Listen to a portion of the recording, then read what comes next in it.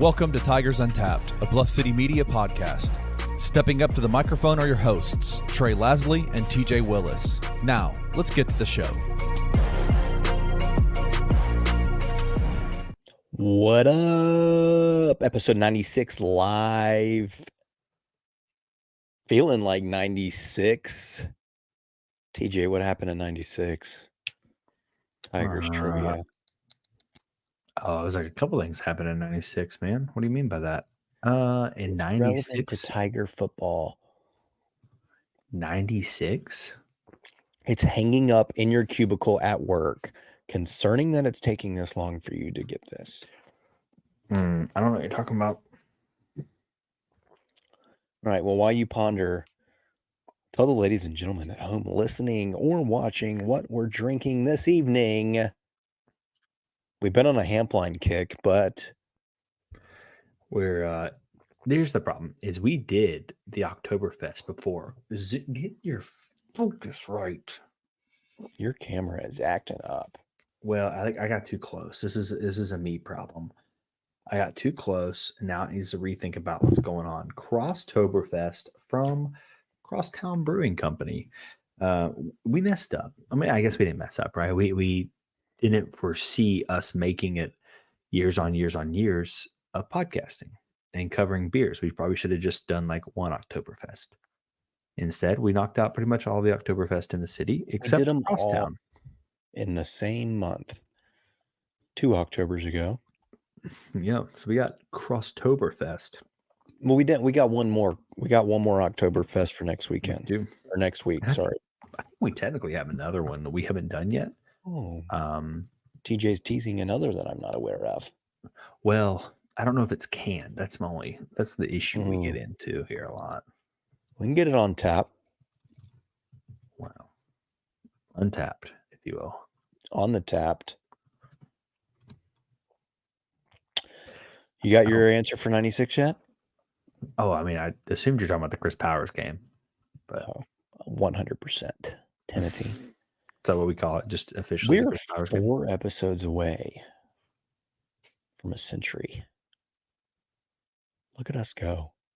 Yeah, you're right. I had to think about it for a second. It is 96, right? Wow. It's hard to believe. Hard to believe. We get to 104, and that's exactly 2 years of this. It's crazy. Silly stuff. Mm, No game last week. And quite honestly, here we sit Monday, October the 7th at 9:35 p.m. Central Time. And it might be no game this week. In South Florida are scheduled to play Friday the 11th, 6 p.m. in Tampa. But for anybody that's paid any sort of attention on X or the news, TikTok, it's popping up everywhere. anything, honestly. Hurricane Milton, Cat 5 out there in the Gulf and gaining strength by the hour, is headed straight for the Tampa region. They haven't had I heard somebody say this earlier today. They haven't had a hurricane hit them directly out of the west since like 1848 or something. That's It's been like absurd. 176 years. Wow. So no official word yet. But we're supposed to be playing South Florida this week.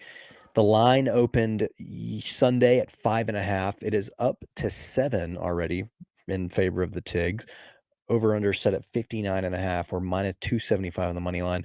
FPI has us with a 62.4% chance to win. And that would be if it was on the road.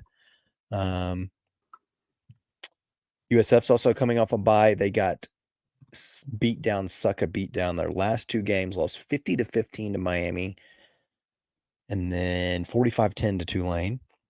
Byron Brown, I think, left that Tulane game hurt. So there's some question out there on whether or not he would strap up on Friday evening if the game is to be played on Friday, which could be significant news because if there's anything that concerns me about the South Florida team, it's their running quarterback. Yeah, I think Navy gave you the blueprint on how to just bury the Tigers. To just have a quarterback that you can't catch. I think that's a pretty good start. Brown concerns me, and then they got that little speedy white slot guy that wears like number 39 or 38. What is he? That Aikens kid 30, yeah, 38. That sounds right. 32. ran all over us last year. A little pitch and catch. He had 1,000 yards, 92 receptions, 7 touchdowns last year. He's got 27 for 309 so far this season. He's their leading receiver. Brown leads them obviously in passing, 836 yards, 2 touchdowns on the year. Not great passing wise. Also, their team's leading rusher with 270 yards and 3 touchdowns is Brown. They've been struggling the last couple of weeks. Yeah, I think a lot of that comes down to losing Brown, right? It's the same scenario if the Tigers were to have to play a game without Seth. I don't think they're going to look the same by any means. So it makes sense, right? Someone of his caliber, of Brown's caliber, of Seth's caliber, that's a big hit to any team. So it's definitely not ideal for them. I think that they have been on the up and up in terms of, starting to get back on track with winning. I'm glad they don't have Brown, because that typically is going to put us in a better percent chance of winning. But I guess it doesn't really matter if the game is not played. Do we know their backup? Because we've seen this happen before, where the team's backup, we're unfamiliar with his work, and he comes in and looks like a Heisman candidate. Bryce Archie. He was 4 of 10 for 41 yards against Tulane, and had 2 rushes for negative 11 yards. Yeah, that's not great, Bob. I'm pretty sure he was a former Coastal guy. I'm trying to look that up, but it looks like you're correct. Spent 2022 season at Coastal Carolina, where he threw 4 passes and completed 1 for 9 yards. Last year at USF, he was 7 of 15 for 53 yards. And then this season, he's 13 of 26 for 98 yards, 1 touchdown, and 2 interceptions. So when did he do that? Did he do that? I don't know. When did he do what? The game. When did he throw? I was trying to see when he threw a touchdown, and so he threw 2 picks against Miami, and he threw a touchdown against Bethune-Cookman in their first game of the year. Did Brown get banged up against Miami and leave?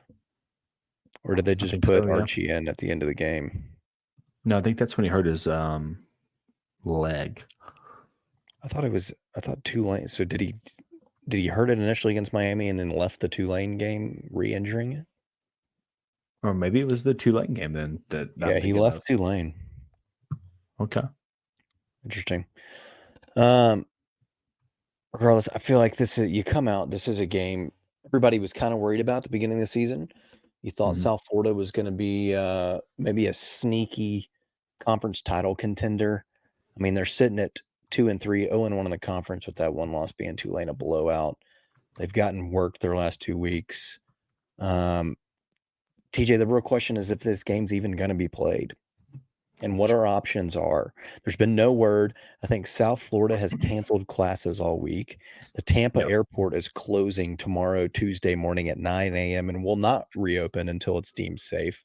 The Tampa Bay Buccaneers are leaving to travel to New Orleans tomorrow, Tuesday, to get out of the city because they play the Saints on Sunday.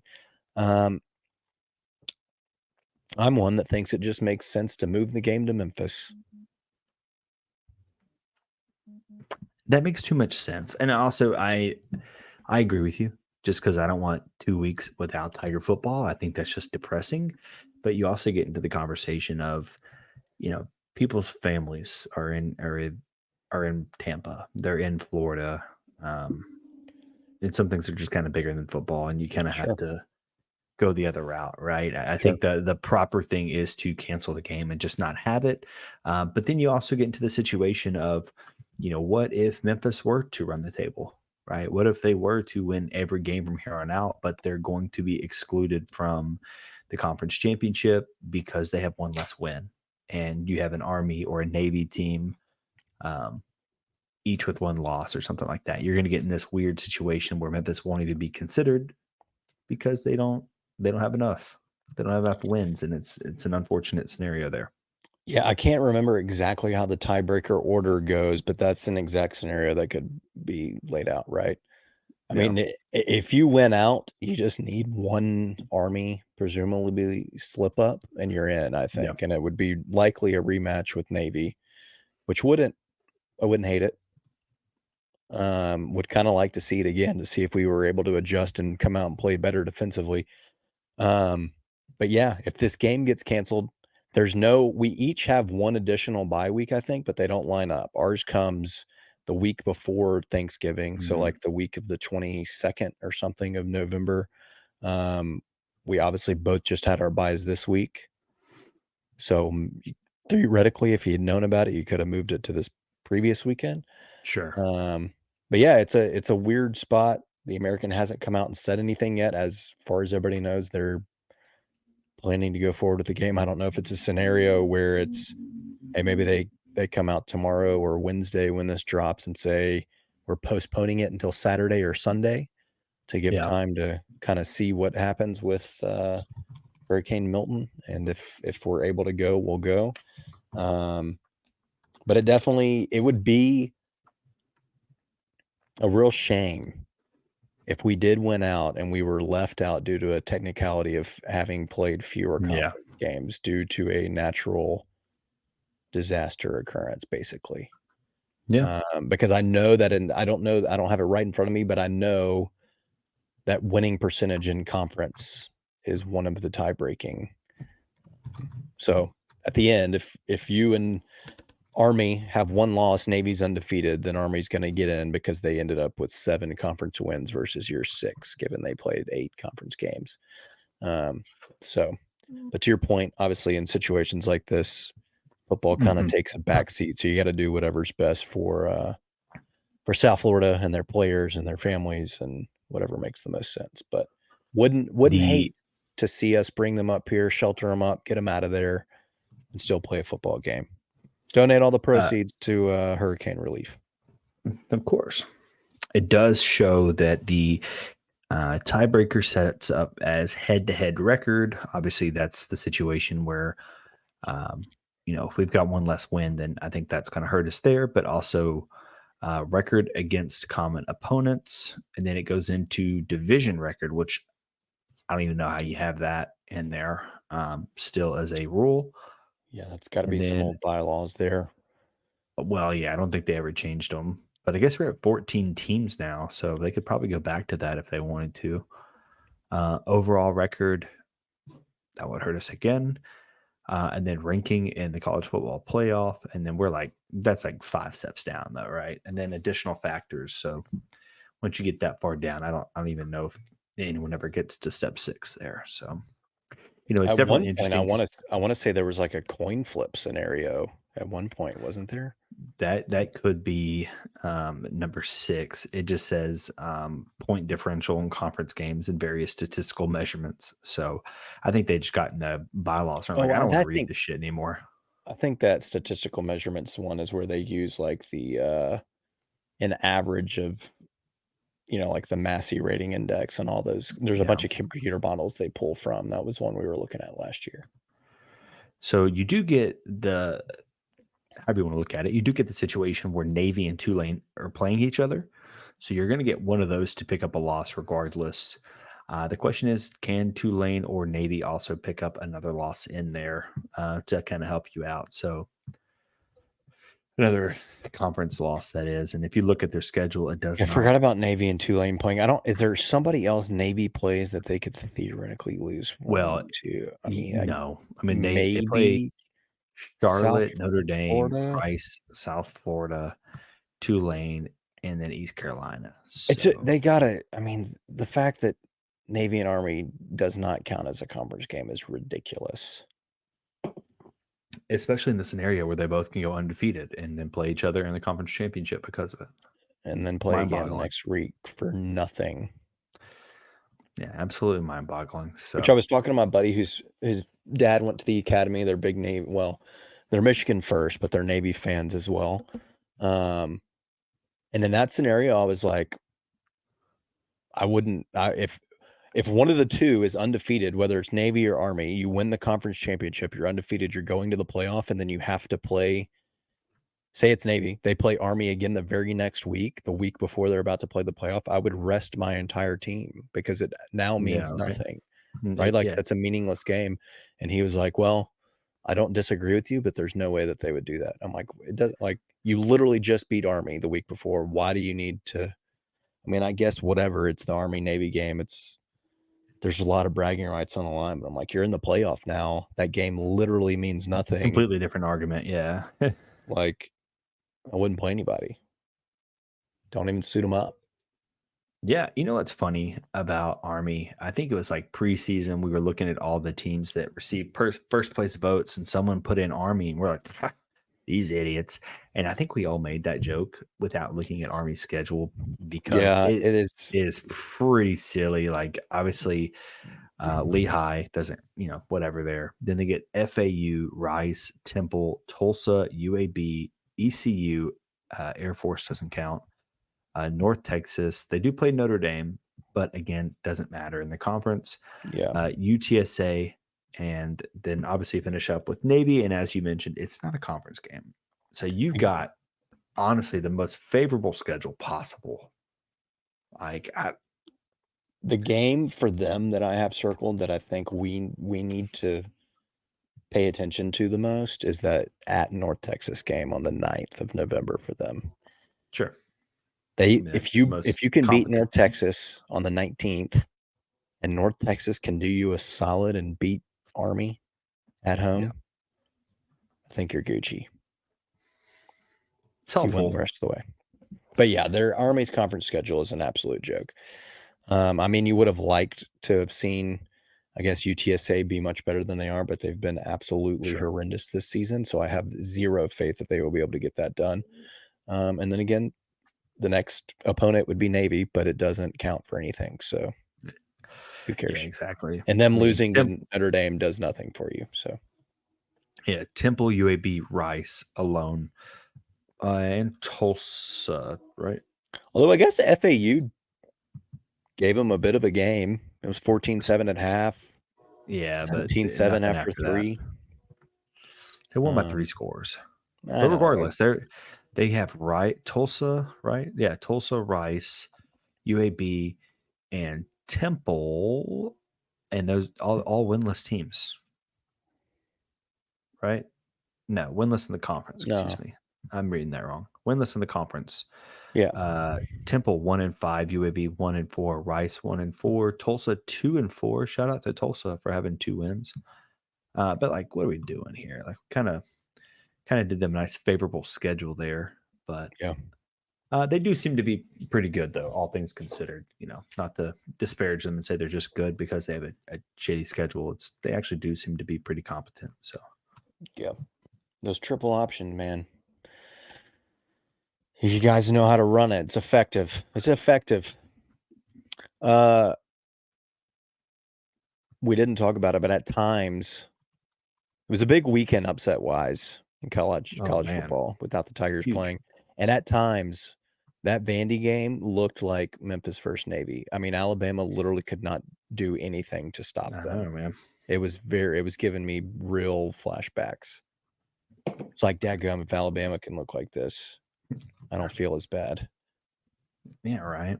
Shout out to, what was that dude's name? Pavia? What's his name? Yeah, the quarterback.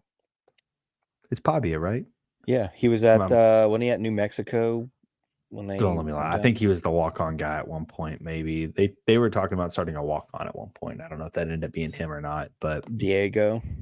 Yeah, Diego. So Alabama, UT, Mizzou, Michigan, USC, Louisville, Miami tried to lose to Cal like 10 different times. UNLV lost to Syracuse.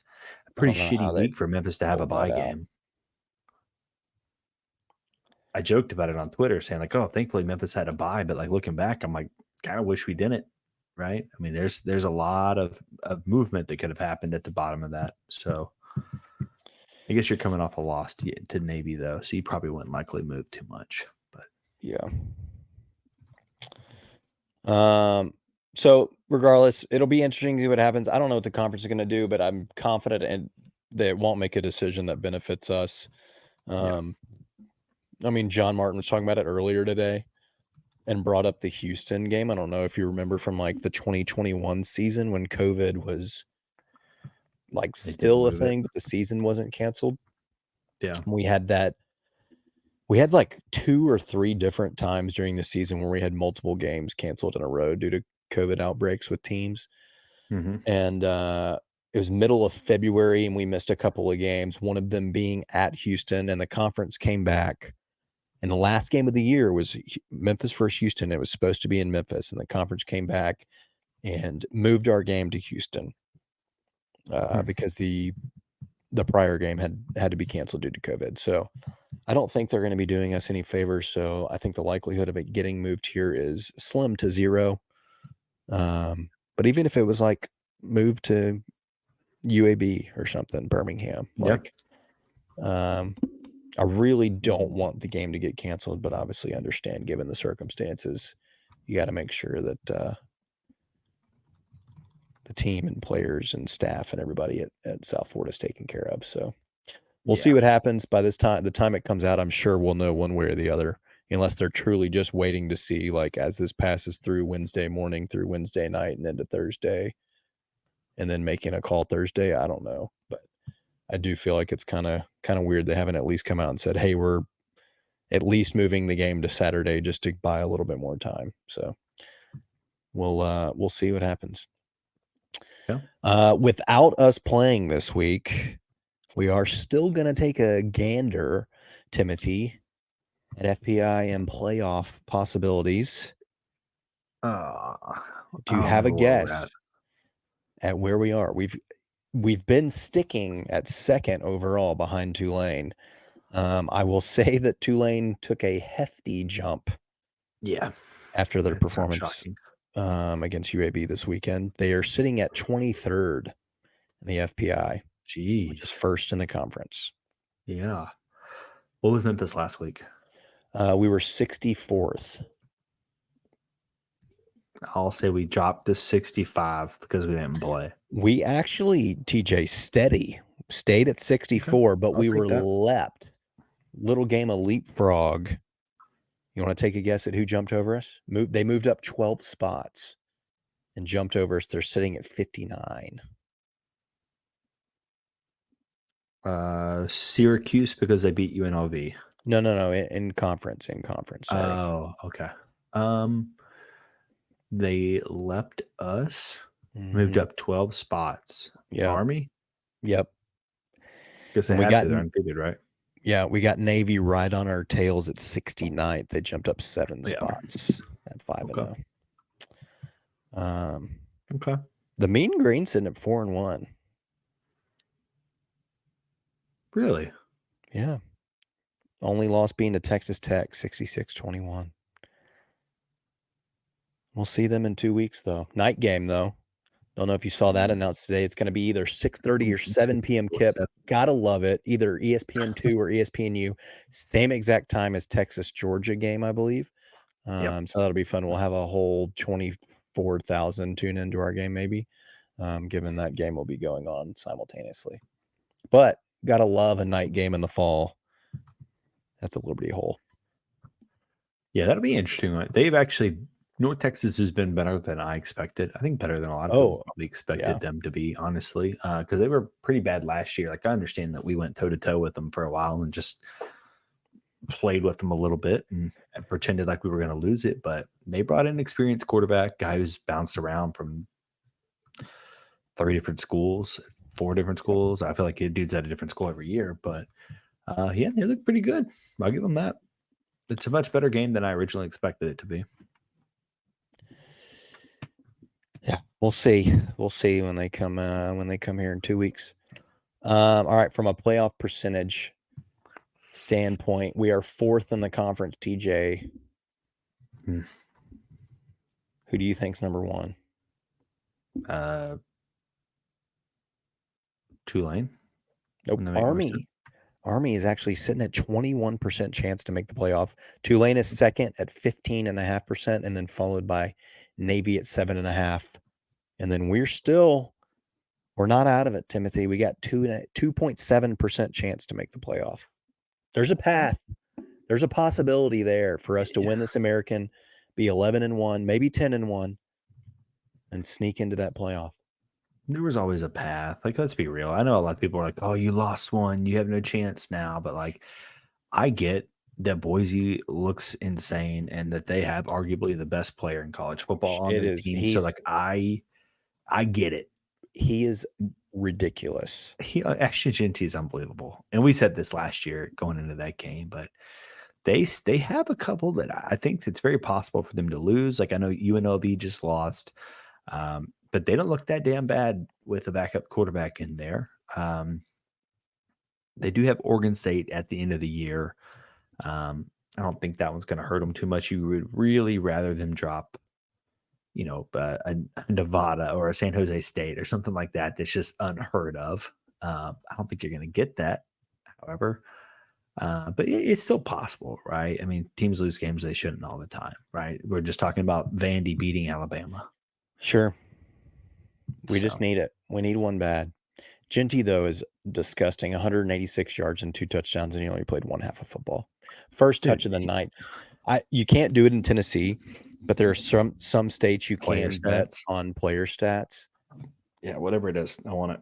And his anytime touchdown odds this past weekend. Did you see this? I did not, but I assume. Do you want to guess what his just one anytime touchdown, what his odds were? I can tell you what it should have been. It was like negative 300. 300? Yeah, it should be something extremely low. Like you're going to pass out because it was negative 4,000. It was minus 4,000 for him to score, period. Yeah, against Utah State.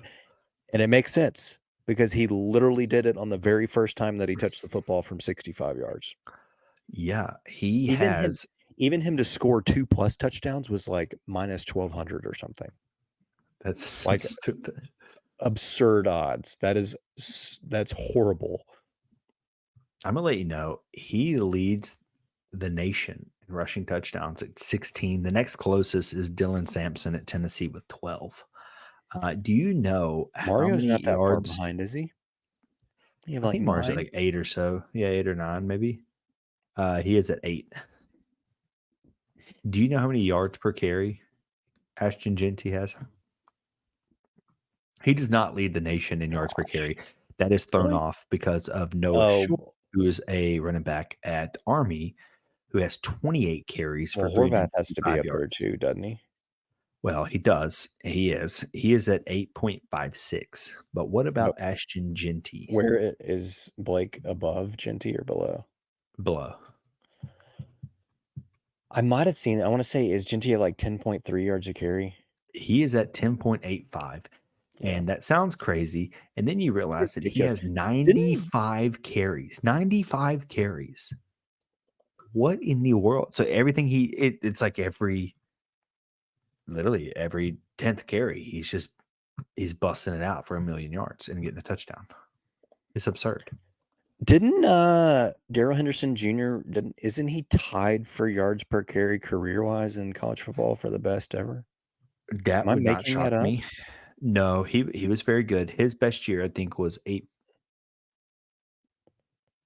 Don't lie. I was going to say 8 yards per carry off the top of my head. No, I think that's right. I think his career yards per carry. That doesn't sound that impressive, but when you think of it from a career perspective, 8.2. It's unheard of. Yes, and that is the all-time career leader. Yeah, that's unheard of. And Genty is probably likely going to beat that. So now I'm going to look at what Ashton Genty's is for a career. I know this is Memphis podcast, and here we're talking about Ashton Genty, but I brought it tied in with Henderson because he currently leads with. No, he's unbelievable. I think it needs to be talked about more often. 6.8 for career, but that's also greatly thrown off by that 2022 season. Yeah, at 5.8. Even last year wasn't carries. Great. I mean, 6.1 is very good, but Yeah, the I mean, start that he compared to has right 10 now is 10 absurd. 29. Wow. Absurd. I cannot believe they almost lost to Georgia Southern too. Well, defense isn't very good. It kind of feels like Memphis. Talk of about having yesteryear. needed. I mean, that would have been great for them to have lost that first one. Yeah, would have been fantastic. I wanted Washington State to get it done as well. Yeah, I that know we was talked about we yeah. need them to have a conference loss, but just picking up a second loss in general is more ideal for me. But Yeah. Yeah, I mean, right now it looks like they're going to be unless they slip up, it's going to be Boise. All right, we're going to take a break. When we get back, we'll talk a little bit of Blue and Gray Showcase, and then we'll jump into Fade TJ Thunder picks, and then we'll roll out of here for this this bye week recap, heading into hopefully not a second bye just week. like We'll be right that. back.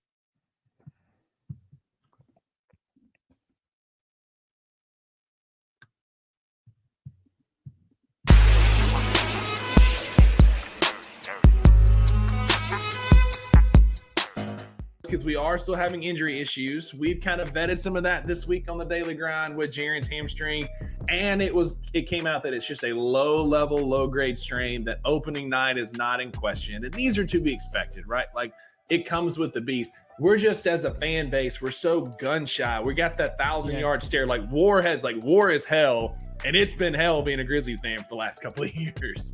You got the news that it's a light sprain of the hamstring, and that the quote was, opening night is not in jeopardy. But raise your hand between the two of us if it actually relieved all of your concerns. No, it's still TBD. Listen, TBD. I can't yet. I know. I get it. But the difference in football and basketball is, it's like football, you expect bumps and bruises. Bumps and bruises, if you're playing for the Memphis Grizzlies, means 4 to 6 weeks.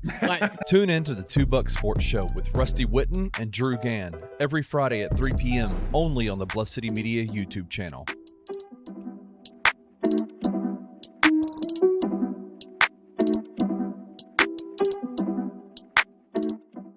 I need to shift everyone's thinking on quarterback prospects. The most important thing when evaluating a quarterback is, where's he actually going to end up? Yeah. Why are we taking somebody if we can't tailor make a system towards them, or if they don't fit the system we're already in? And I'll give an example on that of what's already happened to show that it's shifting that way. It's the person that we just talked about in Jaden Daniels. What did Washington do? They went out and got the coordinator that could perfectly craft a system to Jaden Daniels. Instead of trying to fit a square peg. Instead of bringing in Caleb Williams and making his OC Shane fucking Waldron. You know what I mean? Who couldn't even get Gino up and going. Exactly. So, and that's my point, is there's nothing more important to a quarterback than a system. A quarterback can be ultra talented, but if you're trying to fit a square peg into a round hole, 99% of the time it's not going to work. Tune into On the Bluff with Christian Fowler and Gabe Kuhn every Tuesday at 12 p.m. on the Bluff City Media YouTube channel.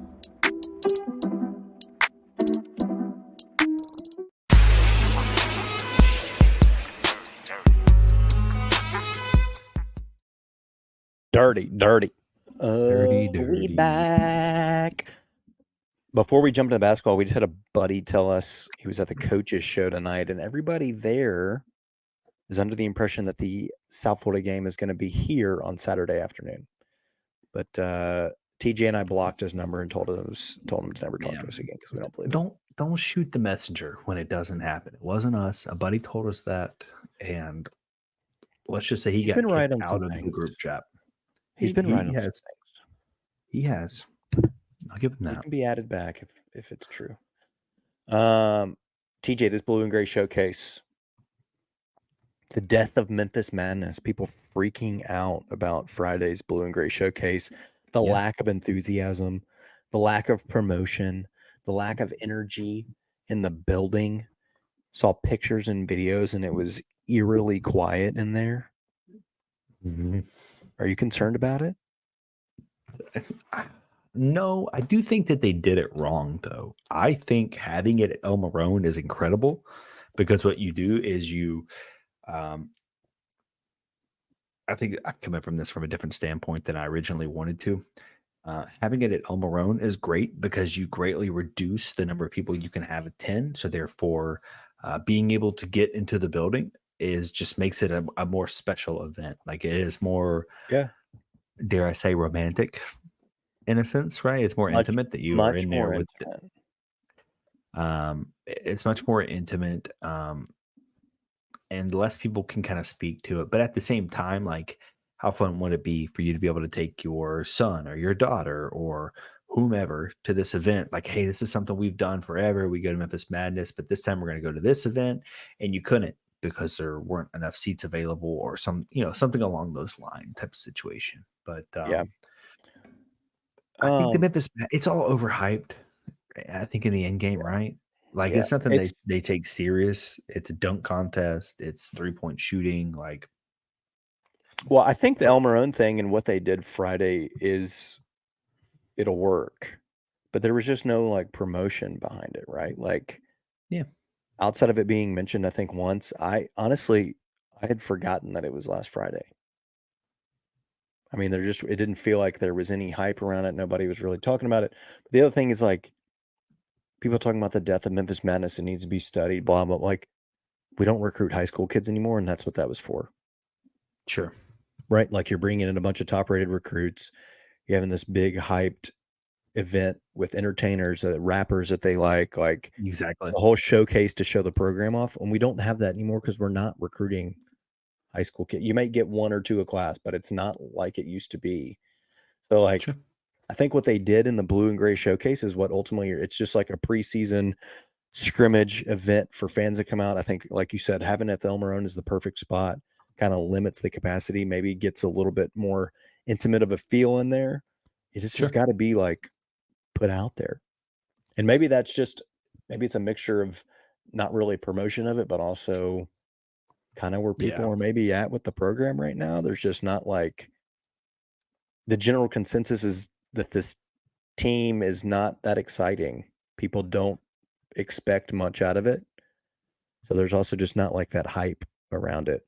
People are down about the conference realignment stuff. The American Okay. sucks. Like You read my mind on where I was going to take that. I think people are just down right now. And so that played a part of it too. Like you make a Sweet 16, you come back next year, you're going to have more hype around the program, throw a little bit more promotion. And I think you can have a packed El Marone for a blue and gray showcase next year.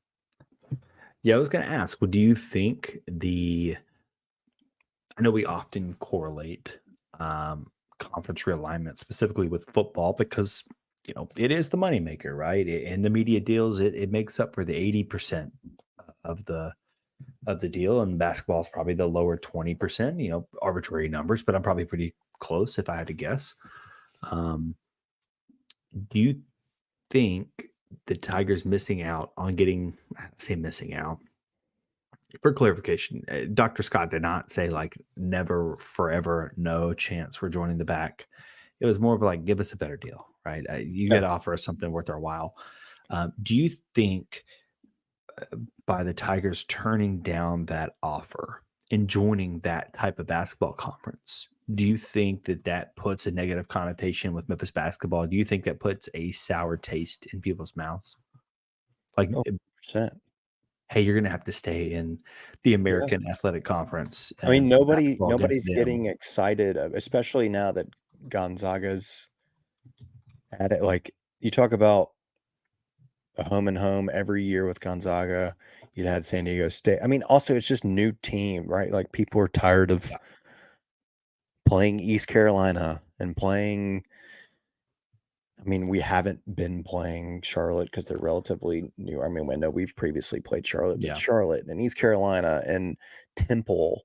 And I mean, it's just like the bottom half of the American's so bad. There's also like, there's just not a team to get excited about anymore in conference. Like what's our big conference there's no game? Houston. What, UAB, I guess, just because this year they're probably picked to be top 2 of the conference with us. Yeah, But UAB, that's also South just Florida. like, I feel like the UAB rivalry has kind of died also. So like, Well, yeah. I think 100% it plays a part. People are tired of the American. They want out. And You know why I think what you're saying makes sense, but I don't remember people bitching this much back in the Conference USA when we were doing the same thing with Rice and You're right. SMU, And the games were ECU. we were number one in the Tulane, like all country. those- The games, they were trash. You just keep winning and you erase this Yeah. issue. It doesn't really matter who you play. And I know that Yeah. it sounds one way or another because I think UAB was still pretty good back then and Houston was good back then, but you didn't have, no one was saying these same things. So exactly what you're saying. They were like, well, you don't want to play these bad teams. It's like you used to crush these bad teams and people still showed up to the games. No one cared. Yeah.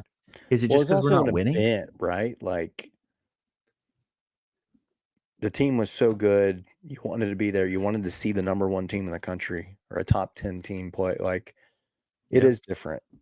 And I mean, let's be honest, like the Grizzlies being good and having a superstar in Jaws, that plays a part of it too, right? Like people are gonna have to pick and choose of which nights are going down to the Forum. And right now, you'd probably rather go and watch the Grizzlies play than watch the Tigers, who's a new roster every single year, play East Carolina at 6:30 on a Thursday night. Well, When Ja and the Grizzlies have, I don't know, freaking LeBron and Bronny coming in on Sunday. I get what you're saying, but Ja played 10 games last year. So like that argument doesn't really hold up last year. For last year, but still, it's not like It's it was because back it's a then. it's Grizzlies a piss were poor. awful. No, it's because the Tigers' product isn't good. I think we can say I agree. that, I right? think you start winning and the enthusiasm and excitement will definitely return. We need to find a chart that tracks the home attendance when Memphis went on that winning streak. What was it? 10 games? 1, What? 2, 3, 4, Last year? 5, 6, 7, 8, 9, 10. Yeah, the 10-game streak. And then look at the attendance for that South Florida game. Well, it's a bad example. That That South doesn't Florida game count. was There like was ice everywhere, a Timothy. snowy game. Yeah. That one doesn't They count. literally told us not to come. I understand, but my point is see what the attendance does when you're winning. And then obviously once you start dropping games back to back, or how many, I think it was 5 losses in a row, something like that. Then do you start to see that decline? Because everyone's like, all right, never mind.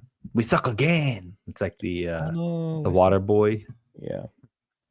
The meme from Waterboy, Jeff, whatever it is. Yeah. I mean, I think it's a combo, but I do agree with you that if you started winning and dominating the conference and winning the conference and making the tournament repeatedly, I think the attendance and excitement returns for sure.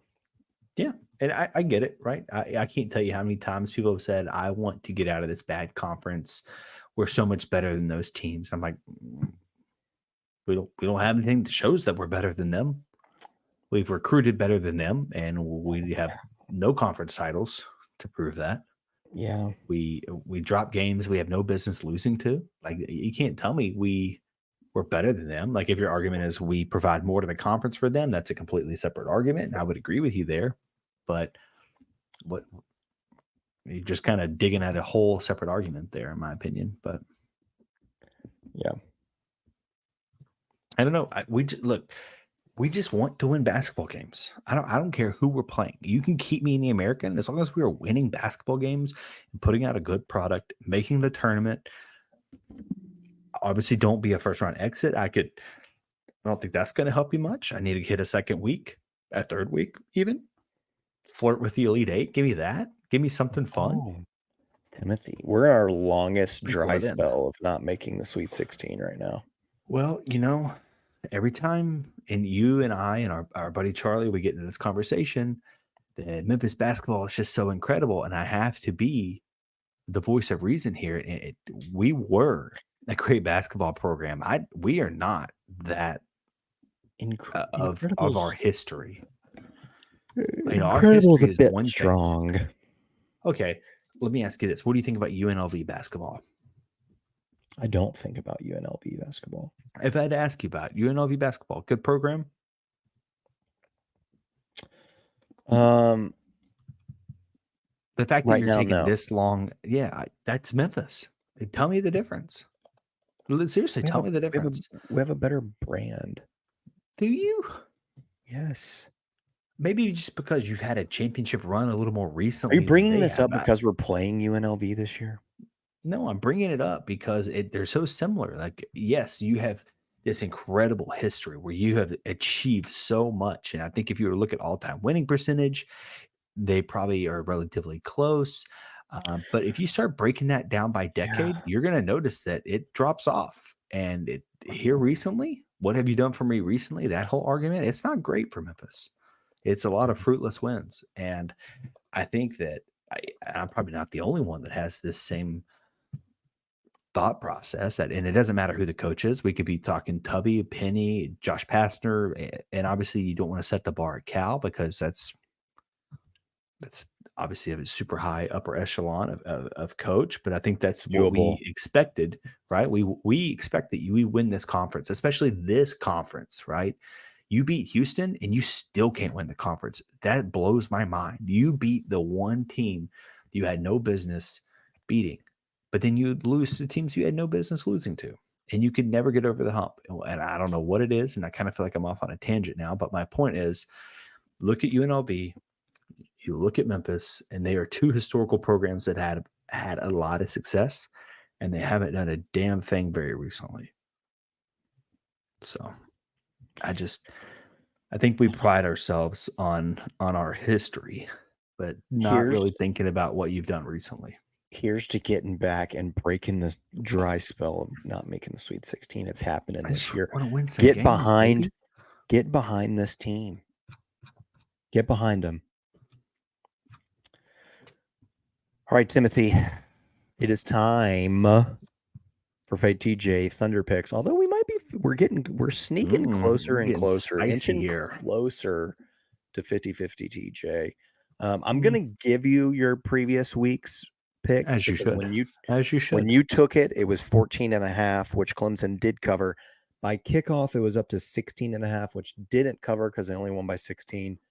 But I'll give you the dub. Because if you had placed it on Wednesday when Timothy told you about it, you'd have gotten 14.5. I gave a couple different ones, two of which were Tulane and Army, which easily covered. Army was -11 against Tulsa. Tulane was like 14.5 against UAB and won by 1 trillion. But I think I'd have to go back and double check. I think the one that I actually provided was a loss. I don't remember which one I technically really picked, but I think it was East Carolina over Charlotte. They were favored by 9 and got literally obliterated. Charlotte put up 55 points. They put up more points on Saturday than they had combined all of last season, I think. So your boy moves to what, 5-2, I guess. And Timothy, you're at what, 4-3? 1, 2, 3, 4, and 3 is correct. That is correct. 55-24 Charlotte over East Carolina. Is Charlotte getting hot at the right time? Sheesh. Timothy, give me your pick this week. A win put you well above 50-50 TJ. Are you 3-4 or 4-3? I'm 4-3. Okay.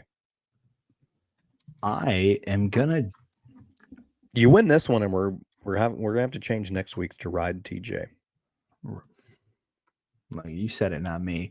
I'm gonna take Oklahoma plus 14.5 versus Texas, and only because I think Texas probably wins this by a touchdown, maybe 10 points. I don't think it's gonna be. I guess that's a touchdown and a field goal. However you want to make that math happen. 2 touchdowns and a field goal, excuse me, or 3 touchdowns. However you want to make it happen. I don't see it. I don't think Oklahoma is as great as advertised. Texas is pretty good, but just for some reason when these two play, weird things happen. So I'm going to take Oklahoma to cover that at plus 14.5. You heard that. Plus 14.5. It is 10/7/2024. Timestamp that in case it moves. Don't hate it. I'm contemplating Florida plus 15.5 against Tennessee because Tennessee and Nico have looked like absolute poo-poo water. Yeah. Did you That's see a lot, that someone shared a at picture? 6. Someone said when Nico plays Oh yeah. someone other than like a Division II Kent team, State. and they put Yeah. and they put a Yeah, picture. DJ. You That is rude. tough. So I don't know that one or LSU plus 3.5 at home at night in Tiger Stadium. I think I got to go LSU plus 3.5 You're a bold soul. at home. Yeah, I get it. I mean, was that not right? Death Valley, those Cajuns going crazy. No, I mean, you're right. Are you trying to talk That's me it. into the Florida plus 15.5? No, you Tennessee could do win by what you want. 14. You do what you I want. think I'm sticking with LSU plus 3.5. Okay. That's gonna be it. So what we got? We got you. Who did you take? Remind me. You took Oklahoma plus 14.5. That's what I had. And we got I don't know what you see. LSU. Yeah, that's what it's at. I'm on DraftKings. Same thing here. For now, we'll see what it moves to closer to kickoff. And then LSU plus 3.5. I mean, almost could win by a field goal. I'll take it. That's a win. I will say that I was tempted by where'd it go? FIU is plus 19.5. That is a lot of points, but I didn't take that one. I was kind of scared. Not gonna lie. Just keep that one in the back of your mind. Mm-hmm. Just a fun play if you're wanting it. Just for funsies. All right, that takes us into our Crosstoberfest, and then we're getting the heck out of here. Yeah, man. I got a little bit left. I do too. I don't know if you can even see the can that well because of the lighting here. It's probably backwards. I can never remember. I went back and watched old episodes to make sure No, my thing says we haven't. I'm looking at. I think so. You want to know when I think we did this. This is the lost episode. This is what lost this episode? Is the 53 or whatever. No, this is the episode we recorded, and then Kenny hit us with the hey, I'm not editing these anymore because I don't work there anymore. I'm like, oh, okay. Because I remember these twins on the can, and that was in October. It was in October. It would have been episode 14. It was, it was the I'm pretty sure it was the East Carolina game that went into like 4 or 5 overtimes and we lost right after the Houston meltdown. We've done this beer, but it was a lost episode. I asked this question to Trey. There is a company called Flyaway Brewing. Where did Blue Wing come from? Well, that's the name of the beer that I specifically picked up earlier. Okay. The brew. Get out of here. Yes, I'm 21. The brewery is Flyway Brewing, and it's technically out of North Little Rock, but they have now moved into the old High Cotton location, and they brew their beer technically there at that location as well. So I don't know if we count that. It counts. As a it's Memphis. Here. They Timothy, do brew we're gonna run out. I know we're making some slight adjustments, and it was supposed to be a Memphis based only thing, but you do get into the situation where not everyone is canning as much. I know. Look, I'm with you. It's brewed here, but the last one, the Rock and Dough, I thought was brewed here, but it's technically brewed in Jackson. So I got handed there. So we're kind of going against it, but Flyway Brewing out of Little Rock, but they brew here and they can here. I don't know what to tell you. I think we should count it. Leave a note in the comments if you even made it this far. I need to know if that counts. I say we do it. Okay. I'll keep it in the back of my mind. Let's get on Crosstoberfest. You see the can. You see the ladies. I like it. It's very festive. You got the twins with their pints. You got the blue and white checkered. Was that the flag of? We went through this. Remember? No, I don't. Bavaria or something. Bavaria. Bavaria. Maybe we did. That actually sounds familiar. Yes, it is. I just typed it in. Yeah. That's what it is. It's very festive. Crosstoberfest. What's this? It looks like a sunflower, but what is that around the Crosstown Brewery? I think it's like an award, I thought. Oh, it's a ribbon. Yeah, like That makes a sense, ribbon. Murphy. Makes much more sense. I like the can. I mean, I'm gonna say like a 6.7. You say 6.7? Yeah. Only because it's like each side's the same, so I feel like they just kind of like copy and pasted. Probably been a little higher if the girls were a bit different. You know what I mean? A little originality on either one of them. I'm with you on that. 6.7 seems kind of high for me. I'm not gonna lie. I'm just digging the blue and white checkered.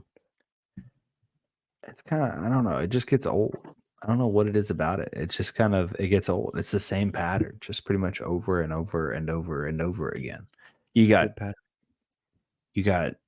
squares on top of squares on top of squares. Their dresses, the ribbon, the background, all in all. Yeah. But they're all different shades. Yeah, whatever, dude. This is borderline impossible to do this, by the way. I don't know. It just doesn't do it for me. Maybe I'm playing mad disrespect to the Bavarians and the Bavarian flag out there. But you said 6.7. I may go like a 5.2. I don't know. It just doesn't do it for me here. You hate this can. I don't like it. I mean, it's not great. Sorry. It kind of gives me like a milk vibe. I don't get that. I don't know. I don't know why. I can't tell you why. Like a glass of milk. How about the beer, Timothy? We also looked up that flag because Ghost River does the same thing on their can too. So do they? Yeah, they also have that Bavarian flag. I just looked it up because I was like, there was another beer that did that. The beer was pretty good. I liked it. There was a lot of malty aftertaste though.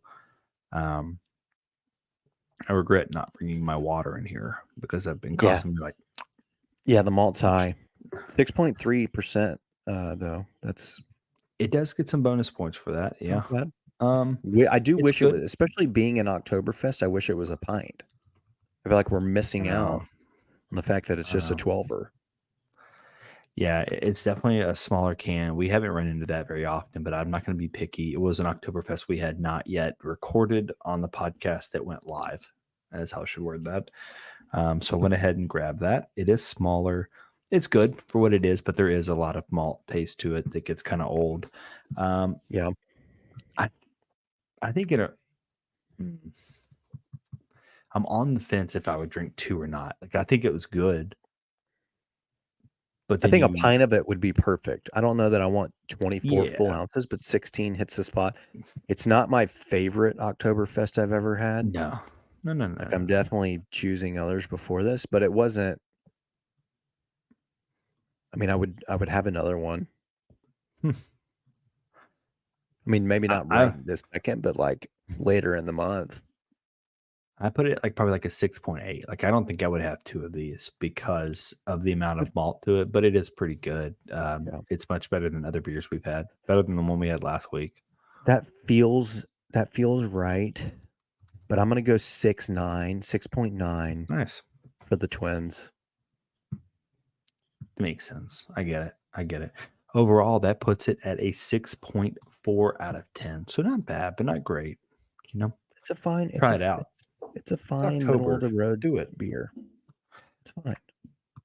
Yeah. I mean, no real complaints, but no real awards being given either. It's a beer. You know what I realized? I do not. You didn't do Adjective Animal. You haven't done Goldcrest 51. You haven't done Orange is Sweet by Ghost River. You haven't I don't think I have. Haze. I don't have 3 of those. I have Adjective Animal, and I was going to drink it last weekend when you were at the beach, and we thought your internet wasn't working. It wasn't working. I'm I just don't saying, have the other three. it's getting a little blank on your side of the board here. Well, we'll just have to do something about it then, I guess. Yeah, you're gonna chug 3 beers to start. To start next week? Wow. How about if they move the game to Memphis? I will do it on Tiger Lane this weekend. And then I'll be caught up. That's all my makeup work completed right there. Yeah, we got to put it out on social media so people Yeah, get the ratings. Kenny Yeah. will be there to film it. Okay, I'm good with that. Actually, he may not be back from the beach. So you I might don't think he's actually back for the beach yet, but we'll figure it out. Hey, throw a producer's note down there. When are you coming back from the beach?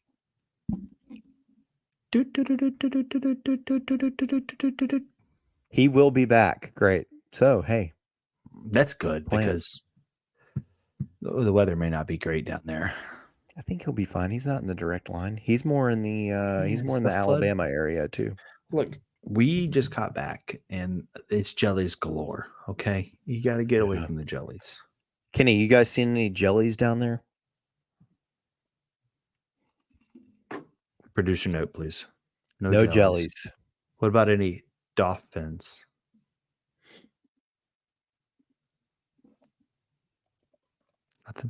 Nothing there. No, that's not dolphin. DAU. What about any gibbets, Kenny? I got some gibbets. Kenny's a big Crocs guy these days. Look, I like Crocs. His Amazon cart should be full. I will say, if you go to the Crocs store, they have sales. You can get them pretty good sale on them. You know, side note, lockdown. Timothy is maybe the biggest Crocs guy ever. He knows more about about Crocs than that. any person that I've ever met in my life. I don't know about I'm not that. saying I don't. You shouldn't be ashamed of it. I didn't say it was a bad thing. It's just a fact of the matter. I think it's just a stretch of my Croc knowledge. I did just recently buy a glow in the dark pair. So we might need to get a Croc sponsorship. Who knows? I'm down with it. These look so toasty. you guys should come back next week with a cold beer, stay for the hot takes, and wear your Crocs because we out. If you enjoyed this episode of Tigers Untapped, leave a rating and a review wherever you download your podcasts. Like and subscribe at Bluff City Media's YouTube page. Head over to www.bluffcitymedia.co for comprehensive coverage of Memphis sports.